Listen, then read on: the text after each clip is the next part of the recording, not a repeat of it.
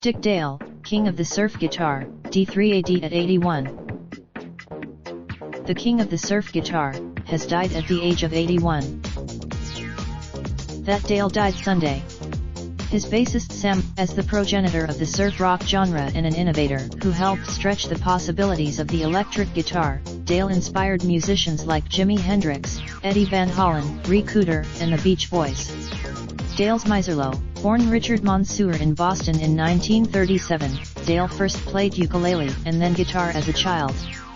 Dale's father, after moving to Southern California as a senior in high school in 1954, Dale developed an obsession of surfing, ultimately combining his two passions and teaming with the Dell Tones to create tracks like 1961's Let's Go Trippin', considered the first surf rock song, and the following year's Miserlo, Dale's take on an Eastern Mediterranean song. The Beach Boys would. Dale defined surf music as that rumbling and all that stuff like that. They associated the heavy Dick Dale staccato. It sounded like the barrel of a goddamn wave in an interview with. Dale was also recruited by the Fender company to test drive and help improve their instruments and amps. Thanks to its nobody played loud, because there was no reason for them to play loud, so Leo Fender gave me one of his amps and told me, "You go beat it to death, and tell me what you think of it." And I started Jimi Hendrix, like Dale, would play his Stratocaster left-handed with the tuning upside down.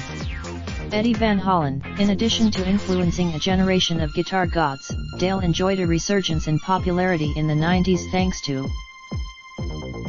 In 2015, Dale's six-string peers named him one of the. His arrangements were, "I am not some great guitarist like the Satrianis and the Van Halens," Dale in 1993.